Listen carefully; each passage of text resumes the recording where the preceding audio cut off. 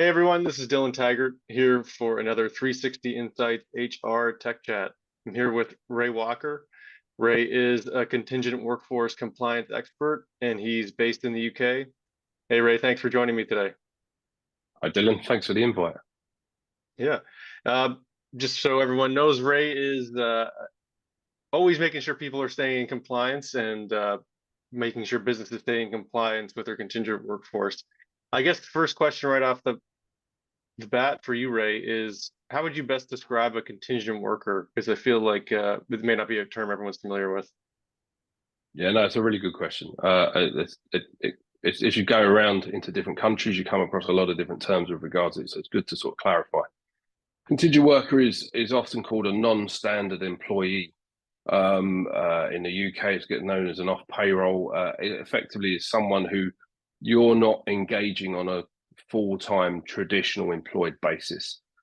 They can work on single gigs. They might be working on programs or projects that are sort of lasting a little bit longer than that, and they may come back for repeat business on a number of occasions. So it's quite a wide spectrum of what they might be, but those who are not permanent employees of your workforce. Interesting. And you mentioned project-based, and I think everyone kind of is becoming more familiar now with like the fractional or gig economy or contingent work economy. For someone like you who's really steeped in it, what would you say is kind of the landscape in 2024 for contingent work? I think we're in a really interesting time. There's been a fairly decent growth over the last 10 years of contingent work. Around about 1/5 of the workforce is now contingent workers. As I say, that's grown quite substantially over the last 10 years. Where we sit now, post-pandemic, there's a lot more people who are starting to work remotely.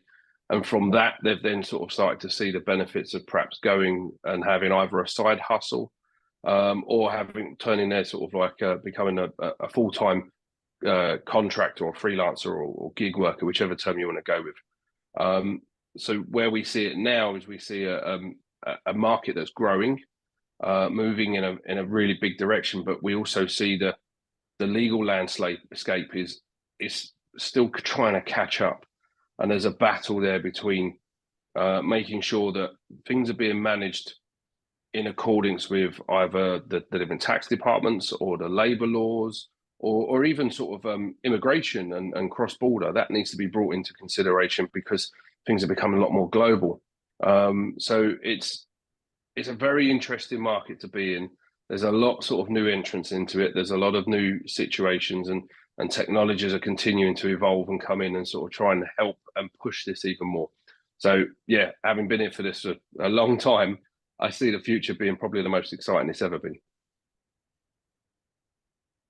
Interesting. And where do you fit into all of that? Like, how would you best describe your role to someone and kind of what your day to day or week to week looks like?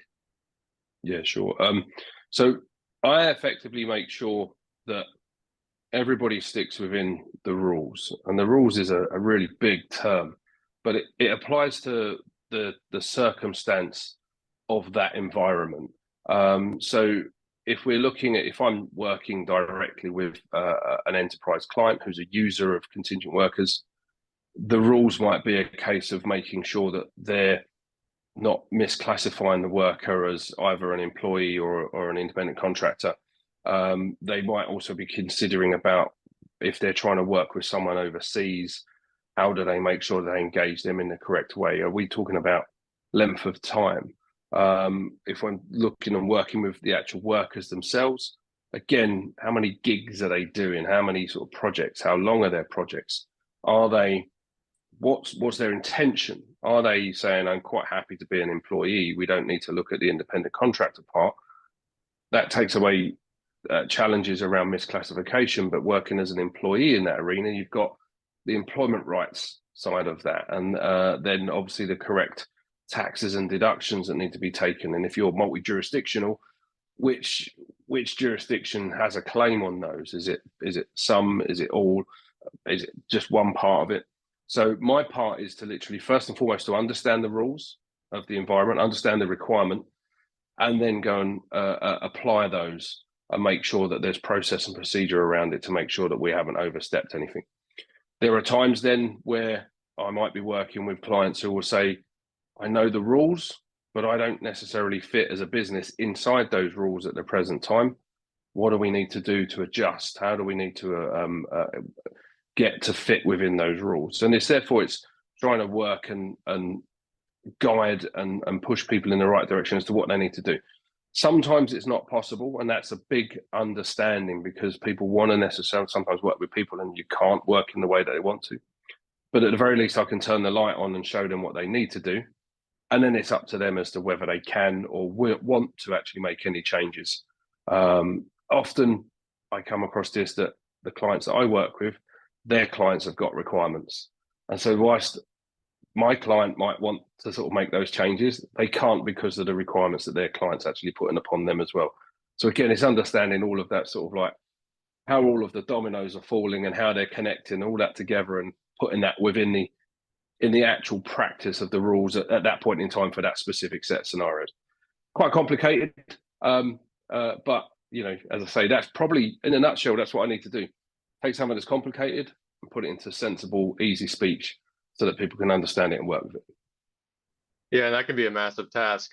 It's definitely in the U.S. and maybe, and I'd like to shed some light on how it is in the UK. In the U.S., often there's the issue of like federal, state, city, or I guess you could say jurisdictional compliance you have to deal with within the federal system of the U.S. Is it similar there, where you have to kind of balance all those simultaneously as well? And then I guess post-Brexit, maybe you don't have to deal with the EU legislation anymore, but you may also have workers coming in from other countries in Europe as well. They have to factor in all that compliance, I'm assuming. So it's similar and then distinctly different. So we don't have the multi-jurisdictional elements in the UK because you've just got one government. And in fact, you only have one government agency. So in the US, you've got multiple government agencies, as you say, might be from a city perspective, a state perspective, or a federal perspective. So from an administrative perspective, it's a lot easier in the UK. However, that doesn't mean that they've solved all of the problems in how to sort of like work out where the landscape is. There's I think, a special status that I think I've only come across in the UK, where if we look at the US and the UK as an equivalent, the US has an independent contractor and everybody else is an employee. What you have in the UK is they have like a middle ground of, you have your independent contractors, you have your employees, and then you have what's been termed in a number of different ways. Some have called them a dependent contractor, but their legal term is that of a worker. And that's someone who's effectively employed, but on a contract basis, and working at a site and working for a client who isn't their employer. So they're being seconded out all the time, but on sort of like a short-term project. That has a different legal status, and people get different rights according to what their status may be. So we have to be conscious of that. We have to be aware of that. There's changes afoot in the UK political landscape, and one of the things that they're looking at is that actual classification and the rights that workers get, to whether they get day one rights or whether they get in some cases they don't get these rights and some rights until they're 2 years into an event. And so that means contractors never get them because they're not going to be a contractor. They're not going to be in a contingent space if they're doing something for more than 2 years. So we have to look at that. If you look at them post-Brexit, there are changes, but not massive sweeping changes. Before Brexit, you still had to look at check to ensure somebody had the right to work. You now have to do that, but the right to work has taken on a slightly different face. So now it's if you've got a British passport or if you've got the freedom of movement before Brexit, so if you've got a European passport. And there's certain things the government put in place to help sort of like work out whether you've got that in play. And then after that, anybody else is effectively, it's a no. They need to be turning up with some kind of work permit. So it's not, as I say, the landscape isn't massively different. It's just possibly the library of passports that you could have looked at is narrowed down to sort of like either a passport or an EU sort of share code, as they call it. Okay. And I know you, because just for everyone's full disclosure, Ray and I have spoken before, and in our previous talk, you did mention that misclassification of work is a big issue, and people are usually very close to being out of compliance. But you also mentioned that part of the reason is that the law has just not really caught up to the landscape of work. Could you give me could you give us a bit of an example of what that would kind of look like in your day to day, and how and where the law is kind of lagging behind? Yeah, I think that UK is a really good example. As I said, there's three classifications of different types of workers. You have the traditional employees, the independent, self-employed ones, and then the legal worker. That's something that's really has been in place for a few years now, but that was when contingent workers were of a real fraction of the actual workforce. As I say, they're actually more than 1/5 of the UK workforce now. So it's taken on a lot of people who are sitting within that and now caught up into this. So when it was not really having a big impact, then perhaps people didn't really care too much. It didn't have such a voice. But now it's got a bigger voice within, because people are looking and saying, well, I'm not getting the rights I should do. There's actually a status within the UK where you can be employed for tax purposes, but at the same time not employed for for employment rights purposes. So you pay the same employment taxes as you would if you were as an employee, but you have no rights whatsoever. And it's a great example of showing how it's misaligned with what people expect or want. We all believe, if we're an employee, the biggest benefit about being an employee is the protections you get around that, whether that's employment rights or whether that's actual employment benefits or whatever it may be. You're getting some kind of add-on. And we understand and we expect, if we're going to go self-employed, we're going to be an independent contractor, that's fine. We're probably going to earn more money, because that's, again, why that works that way. You're going to get your unit price is going to go up. But you're understanding you've got to look after yourself. You're going to pay what you need to pay for health insurance and any of those sorts of things. You hit that middle ground in the UK, you're suddenly getting the same sort of money as what you get if you was employed, but with zero rights. And that's where the legislation has to catch up. That's where things have got to speed up. If I flip that and take that into the US, the misclassification risk there comes again down to employment rights, because the Department of Labor and what have you, the IRS is obviously looking at it from a tax perspective, but the Department of Labor is looking at it and going, we need to make sure that everybody's being paid the correct rate of pay. We don't want people to be sort of underpaid. We want to make sure they're getting overtime and also all of those sorts of statutory benefits. But there's a lot of people that are now working in the independent contractor space and doing it out of choice. They're doing it, they might be working in sort of the lower value, low earning ones as a side hustle.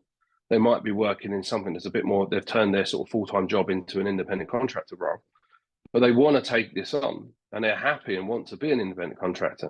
But sometimes that choice is taken out of their hands because the different government agents come in and go, well, we actually think the way you're engaging, you should be a W-2 employee. And you're going, again, it needs to sort of catch up into there should be, in my opinion, I think you've got two different types of independent contractors. And I think there should be a different way of handling each one. The first one is what I will term the professional services contractor. They're the one who's, they're earning a fairly high level of money. They're highly educated, is highly skilled, and they have no issues with regards to the rights or the remuneration being put against them, because they know if there's any challenges to what they're doing, they'll walk away from that current assignment and find another one quite quickly. Those ones I don't think need protection. Those are the ones that are currently caught up in a protection, but stifles their actual opportunities because of being caught in that. If we flip it and go to the more transactional sort of your Uber, your Lyft, and those type of workers, I firmly believe they need protections and they need to be looked after. And those are the ones, again, that it's less of a highly skilled task that you're bringing in. That's where we need to make sure the legislation's in the right place. Because we've always had traditional employed or self-employed, legislation's been designed to support those two. It's not had this middle ground part of the, well, what if you're personally choosing to be self-employed, but working on that sort of spectrum of either professional services or low value gig? That's where legislation's got to catch up. That's where it needs to work out what it does. For me, if I had the perfect world, you'd have two definitions of contingent workers, one sitting in the professional services, and whether you put that as a value, like literally a day rate that they were earning, and anything above that puts them into that is to be determined. But if you ran with that, you then legislate for the ones that need the protections down the bottom end, allowing then for the entrepreneurial spirit of the professional services ones to go on and thrive and actually generate a lot more business. And do you think the digital landscape has made it harder or easier in this sense? Because there are way more ways to make money, not just, in person, doing a project in person in your town, in your city, or whatever, what have you, within an hour from you. It's now possible to sit at home, work for someone in a different country or across the country, while simultaneously, maybe after that, you go do a job locally in person. How do you feel like the digital landscape made it harder or easier for someone like you to stay in compliance? Because obviously the checks and balances have increased because there's a bit more of like a paper trail, like a digital paper trail. But has it complicated things more in the sense that the sources of information or sources of data coming to you is now just doubled or tripled? Yeah, the digital age is definitely the fire underneath this, and turned it from being a much smaller thing to what it is today, and it'll only get bigger because of that, because so many people have got an opportunity to earn money from this. My son told me a short while ago, he's obviously based in the UK.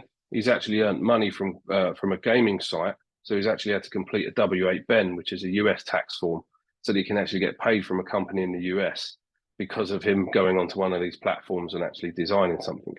And it just shows you, that's a 19-year-old boy, or man, sorry, really, but who's gone and tripped an overseas tax regime because of a digital platform that he's working on. So the digital side of things has changed everything. It's made it now possible. What does that mean from a reporting perspective? As you say, there's a paper trail there. So it's a lot easier now to audit and check and find things. But the challenge is, because now the audience involved in it is so much larger, it's actually harder now to necessarily find the individuals within there. So your chance of being found is a lot slimmer. But once you're found and the audit trails on it, it's going to be quite comprehensive. Now, the reason why I mention that is you're not trying to hide anything. But when if you're being from a compliance perspective and you're working with people, it's not uncommon for me to get but there must be a workaround. There must be a way of, we can handle it this way or that way.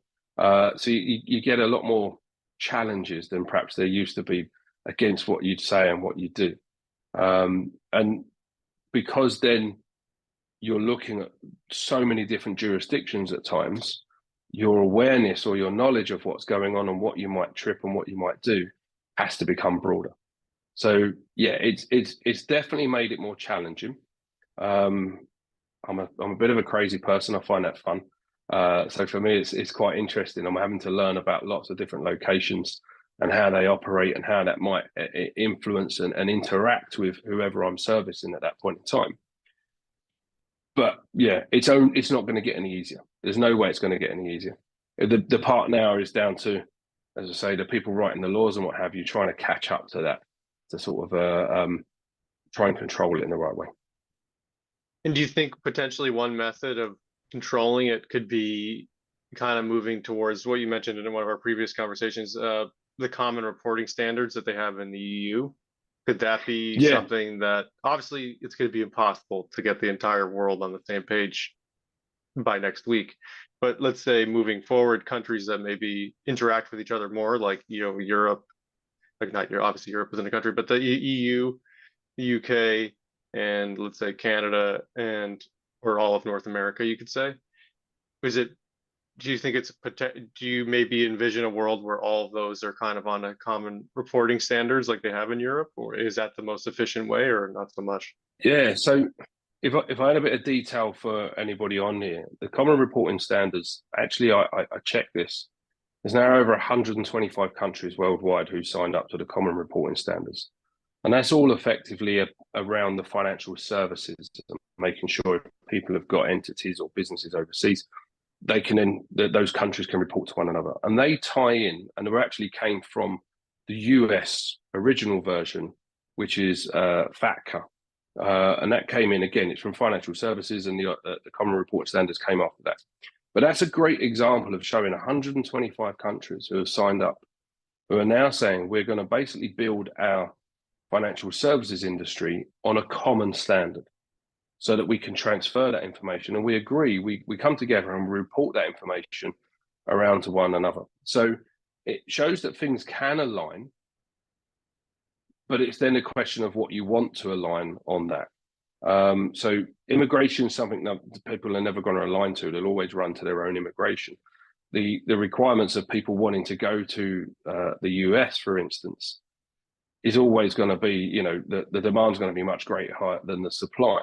Whereas if you go into, even in countries in Europe, you can go into like Greece, the demand is much lower than the supply. So even an EU country itself is sort of like a vast differences. So they're never going to align on immigration. But if it comes around to then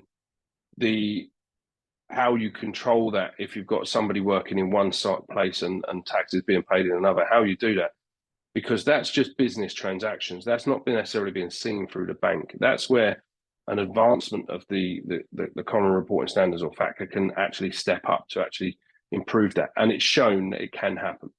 Those are definitely the advances that are needed on a global scale to try and simplify the audit trail. Because the audit trail is there, it's just difficult to find.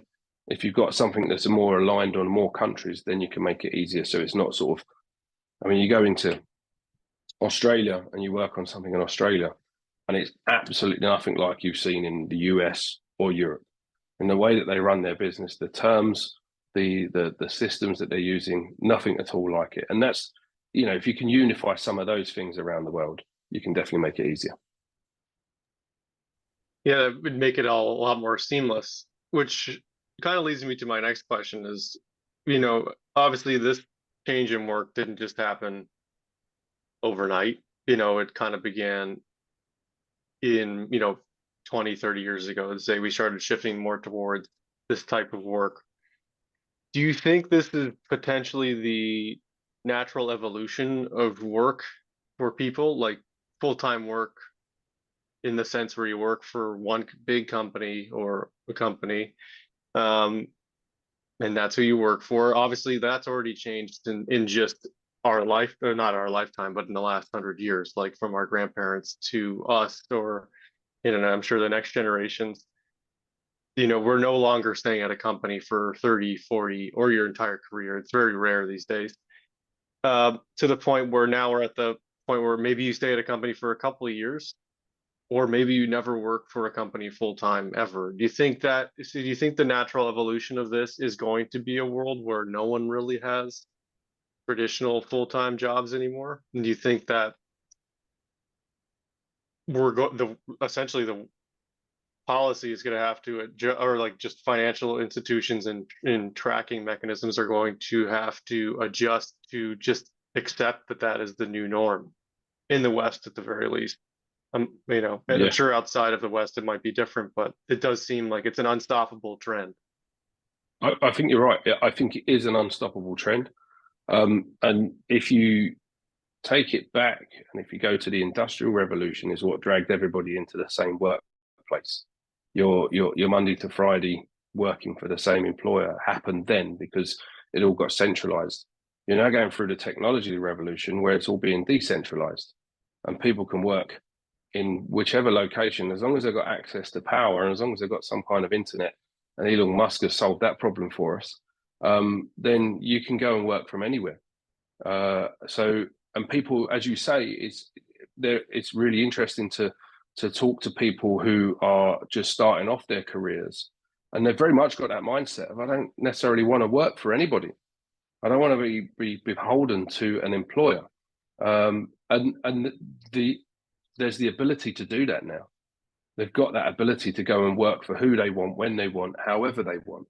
And the 9 to 5, it's not dead. I'm not trying to say that, but I think it'd be very interesting to see where we are 20 years from now, because there's a big challenge as to how much of the workforce is doing, the 9 to 5 anymore, and how much are doing, their own sort of ways of doing it.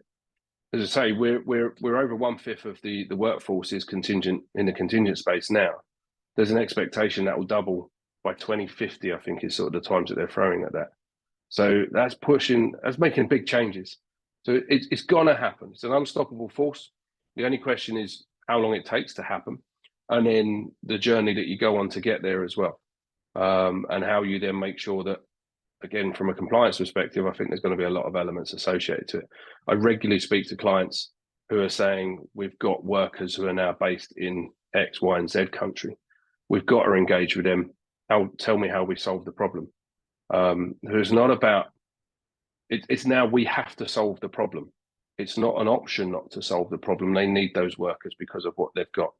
And it just shows that the power is definitely moving towards the worker more than it was once on the employer. So I think it's a very interesting time we're in. Yeah, and on that, employee-employer kind of dynamic that is going to exist within all these changes. Previously, in our previous talk, you had mentioned that they're, reducing a permanent workforce for a company, let's say by 50%, could make them look more efficient, which was kind of a smoke and mirrors move a little bit, because they ended up hiring a lot of contingent or part-time workers or just contract workers.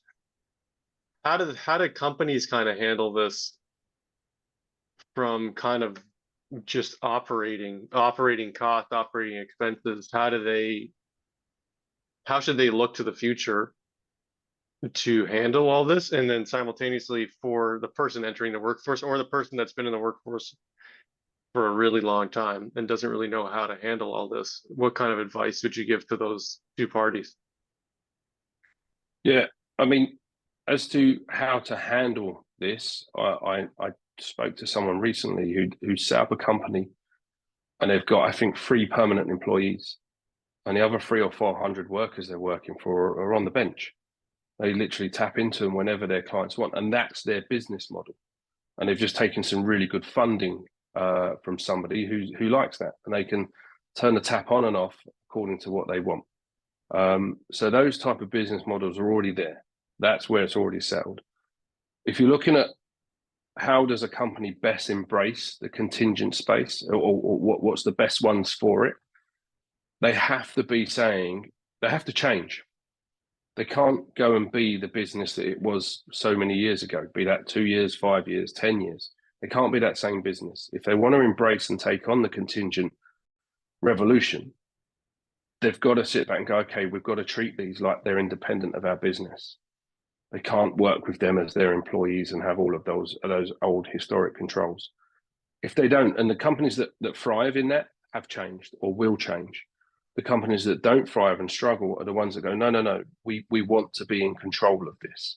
That's ultimately what they're saying. They've said it in various different guises, but they want to be in control of everything. So as I say, that's the best thing you can get from anybody on this. If you want to go and embrace it, you've got to change. You've got to come up with something different. It's definitely here to stay, in my opinion. It's just whether you want to be part of that.